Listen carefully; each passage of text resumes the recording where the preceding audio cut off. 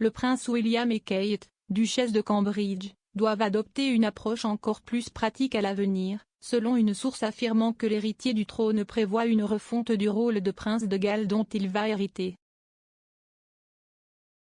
Le prince William et Kate ont été pressentis pour préparer une nouvelle stratégie à long terme qui changerait fondamentalement les rôles du prince et de la princesse de Galles. Parmi les principaux changements, il y aurait une réduction sensible des événements organisés afin d'avoir plus de rencontres avec les gens et une idée réelle des problèmes auxquels la famille royale est confrontée. Une source décrite comme proche du prince William a déclaré dimanche au Mail, « Le duc n'aime pas les événements organisés. Quand il parle dans un discours, il veut que ce soit plus naturel et crédible, un événement où il interagit et réagit aux gens plutôt qu'un événement conçu autour de lui sur ce qu'il veut dire. Il ne veut pas seulement faire des tables rondes sans bien maîtriser les problèmes. » Point de plus, ce nouveau plan verrait les Cambridge se concentrer uniquement sur quelques questions centrales plutôt que de couvrir des dizaines de sujets en soutenant des centaines d'associations et de mécénats. La source a ajouté, il y aura également de nouvelles façons d'interagir avec les gens et de devenir crédible et à l'aise dans 5 ou 6 matières de base. L'objectif serait de jouer un plus grand rôle dans les œuvres caritatives et les mécénats que la famille royale conserverait plutôt que de se disperser trop.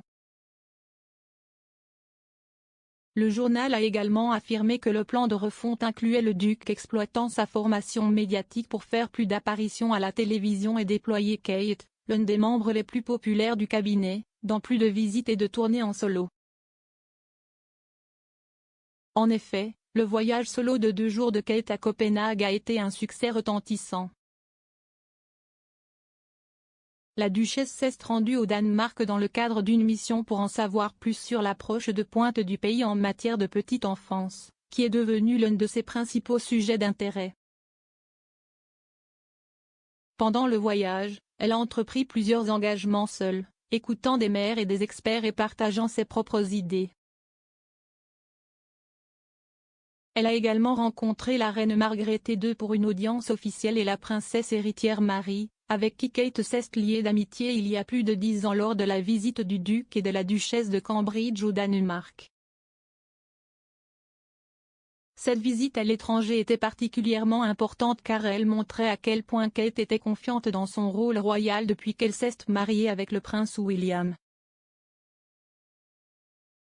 Le rapport sur les plans du duc et de la duchesse pour l'avenir intervient quelques jours après leur retour des Caraïbes, où ils ont effectué une tournée de 8 jours. Leur voyage a été entaché de protestations, d'appels aux réparations de l'esclavage par des militants et de ratés de relations publiques. De plus, il a vu le Premier ministre jamaïcain Andrew Holness dire au Cambridge lors d'une audience que son pays avançait, une déclaration perçue par beaucoup comme une annonce à peine voilée que la nation se prépare à abandonner la reine en tant que chef d'État. Cependant, la tournée a également montré que Kate et William étaient chaleureusement accueillis par les foules dans les 3 pays qui l'ont visité. Kate et William ont été vus pour la dernière fois en public mardi dernier, lorsqu'ils ont assisté au service d'action de grâce pour le duc d'Édimbourg. Le mari et la femme sont arrivés à l'abbaye de Westminster pour le mémorial poignant avec leurs 2 enfants aînés, le prince George et la princesse Charlotte. Les guidant vers la nef de l'abbaye, Kate et William ont montré à leurs enfants comment se comporter lors d'une promenade similaire, George et Charlotte se serrant la main et souriant aux ecclésiastiques alignés pour les accueillir. Le service n'a pas été suivi par le prince Louis qui, n'ayant que 3 ans, a probablement été jugé trop jeune pour cet engagement. Le garçon, cependant, fera probablement une apparition à certains des événements prévus pour le long jour férié de juin, au cours desquels la firme et le pays se réuniront pour célébrer le jubilé de platine de la reine.